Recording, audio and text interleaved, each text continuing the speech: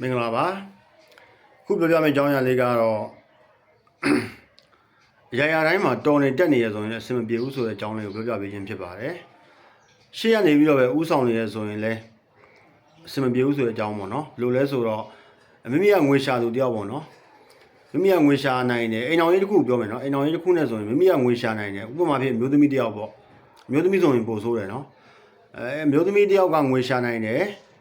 အလုပ်လုပ်ပြီးတော့ငွေရှာနိုင်တယ်မိမိနဲ့ပေါင်းတဲ့နေထိုင်တဲ့မျိုးသားကြတော့မဟုတ်ဘူးမလဲပေါ့နော်မဟုတ်ဘူးမလဲလုပ်ငန်းနဲ့တိတ်ပြီးတော့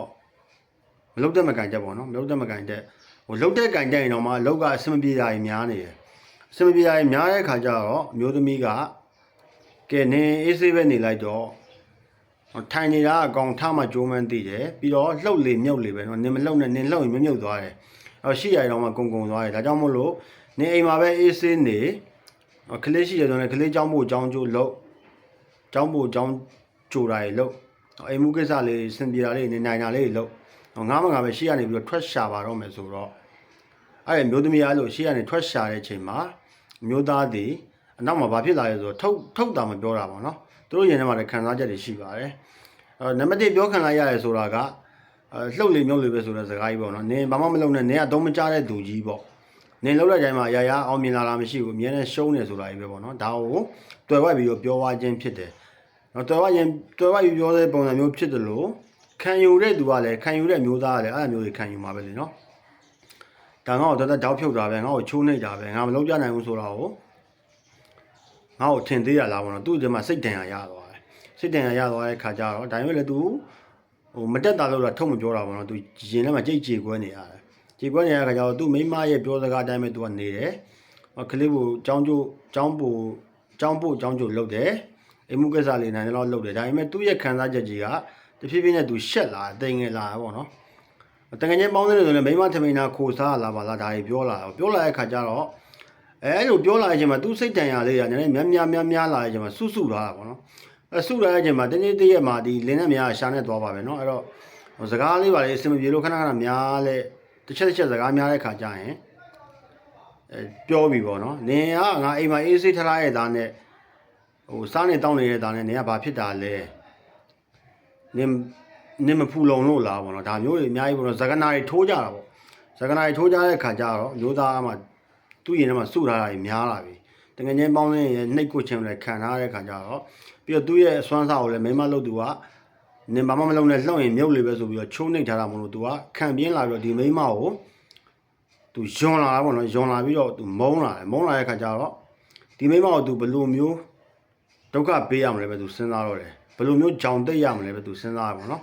အဲ့တော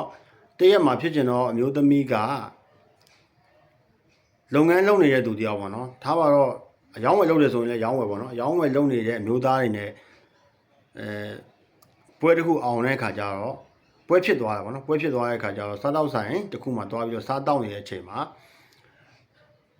ဒီမျိုးသားရဲ့တငယ်ချင်းကသတင်းလှမ်းပို့တော့အမျိုးသားလိုက်သွားတဲ့ခါကျတော့တွေ့တဲ့ခါကျတော့သူ့ကိုပြခါပြောတာပေါ့လူကြားထဲမှာရှက်ခွဲတာပေါ့ဒါနင်းလင်းနေနင်ပြောပါနေလားဘာလားဆိုပြီးတော့ဒါမျိုးတွေရှက်ခွဲပြီးပြန်သွားတာပေါ့နော်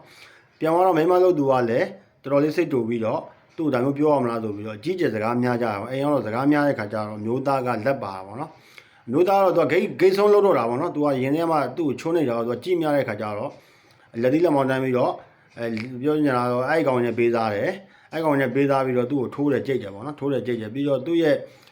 ့လုပ်ငန်းခွင်တစ်ခုလုံးမှာသူ့ကိုတိတ်ခါချပလိုက်တယ်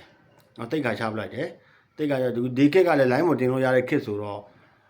မဟုတ်ကဟုတ်ကတွေပြောပြီးတော့ရေးပြီးတော့တင်တာပေါ့နော်တင်တဲ့ခါကျတော့ဒီအမျိုးသမီးကတိတ်ခါကျသွားတာပေါ့တိတ်ခါကျသွားတဲ့ခါကျတော့လုပ်ငန်းလုပ်ရတဲ့အချိန်မှာတိတ်ပြီးတော့အဆင်မပြေတော့ဘူးပေါ့နော်ဒါကြောင့်မို့လို့ဒီလိုမျိုးဖြစ်နေကြုံတွေ့နေရတဲ့သူတွေလည်းအများကြီးရှိမှာပဲเนาะတချို့ယောက်ျားလေးဆိုရင်လည်းသူတို့မှလည်းအခုလိုပြောသလိုမျိုးရင်နှင်းဖြစ်ပေါ့နော်ရင်နှင်းဖြစ်ကြိတ်ခံစားနေရတယ်အများကြီးရှိကောင်းရှိလိမ့်မယ်ဒါကြောင့်မို့လို့ညှိနှိုင်းကြပါလို့ပြောချင်တာပေါ့နော်ညှိနှိုင်းကြပါလင်းရောမြောင်းညှိနှိုင်းကြပါအဆင်ပြေစွာနဲ့အိမ်တော်ရေးတစ်ခုကိုဖျက်တမ်းတာတော့အကောင်းဆုံးပဲလို့ထင်ပါတယ်အခုလိုမျိုးပြောပြတဲ့အကြောင်းအရာတစ်ခုလို့ပေါ့အမျိုးသမီးကိုဒါမျိုးအဆက်ခွဲချိုးနေလိုက်တော့အမျိုးသမီးကလုပ်ငန်းကိုင်ငန်းတွေခွင်လန်းတွေပိတ်ကုန်တယ်လုံးလုံးများတော့ဆိုရင်တော့မှဘယ်သူဒုက္ခရောက်မှာလဲလင်းရောမရောနှင်းအောင်စားပေါက်ပိတ်တာပဲလေနော